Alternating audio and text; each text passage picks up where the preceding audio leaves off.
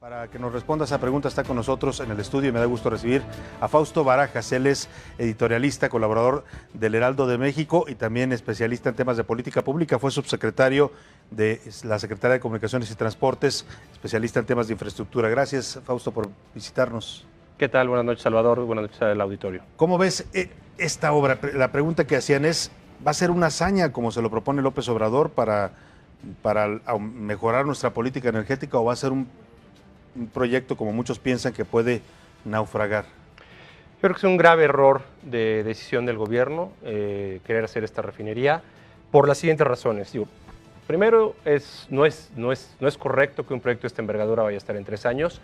No hay ejemplos. México no ha hecho un proyecto de esta envergadura fácil en 40, 50 años, y cuando se hacían no se medían el tiempo, ni el costo, ni cómo se hacían. Las últimas refinerías que hicieron fue a finales de los 70s.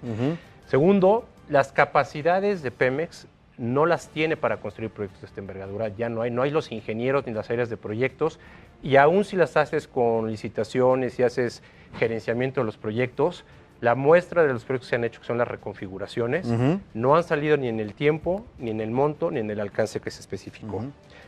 Otro tema, para que salga en el periodo que se dijo y en el costo, tendrías que tener todo listo. Hoy no tienes proyecto ejecutivo, no tienes las ingenierías básicas ni de detalle, permisos ambientales, ni cuentas con los terrenos para un proyecto de la magnitud que quiera hacer el presidente. Por lo tanto, el tiempo, como lo decía al principio, no va a estar. Creo que todavía la decisión sigue generando mucha incertidumbre en los mercados. De hecho, es una de las cuestiones por las cuales los mercados siguen poniendo la duda sobre la viabilidad financiera y operativa del Pemex en el mediano y largo plazo. Y por último, no tienes los recursos, y creo que si vas a meterle 8,000 millones, que es lo que él dice, que cualquiera de las personas que consultes, expertos en el tema, afirma que este proyecto debe costar al menos 14,000 millones. Y cuando digo 14,000 millones es por el alcance que le están dando a una refinería de este tamaño, que es, decían, 340,000 barriles o 300,000. Y nada más te pongo un dato de contexto. ¿Sí? En Norteamérica, en los últimos 40 o 50 años no se ha construido una refinería de este tamaño, y es por algo, porque hay exceso de capacidad en la cual puedes conseguir gasolina o los productos que requiere México en los mercados, ya sea en Estados Unidos o en otras partes del mundo. Y otra, el mundo está migrando a energías renovables. Claro, ese es el futuro, Así dicen es. muchos, ¿no? Y el futuro inmediato ya en muchos lugares. Digo, es así que no están haciendo refinerías. Y si no es un proyecto viable en materia de política pública, de inversión, de costo-beneficio, entonces, ¿ante qué estamos? ¿Es un capricho del presidente? ¿Está obsesionado con hacer esta refinería? Sin duda fue un compromiso que hizo el presidente durante la campaña. Ajá. Y sí creo que está haciendo una obstinación por cumplir lo que ha dicho en campaña. Muchos expertos, y como lo mencionabas, el estudio del IMCO, se hicieron simulaciones, e incluso el Instituto Mexicano del Petróleo sacó un estudio donde decía que el proyecto no era viable, o que un proyecto de esta magnitud iba a costar al menos 14,000, 15,000 millones de dólares, casi el doble de lo que establece el presidente, y no estaría en los tiempos. Sin duda es un tema que el gobierno se está aferrando, independientemente de lo que están diciendo los expertos y de las necesidades que tiene el país, incluso de restricciones de recursos. ¿Y en qué va a terminar entonces? Porque pues, él dice que ya lo dio por inaugurado, pues por lo menos el proyecto, la obra. Pues creo que va a ser un elefante blanco de los tantos que hemos tenido en este país, desgraciadamente, con costo al erario, porque no va a acabar siendo útil. Cuando se acabe este proyecto, si se empieza y si se termina, pues habrá pasado al menos unos 10 años si el proyecto se hace con el alcance que se mencionó. Te repito, 340,000 barriles.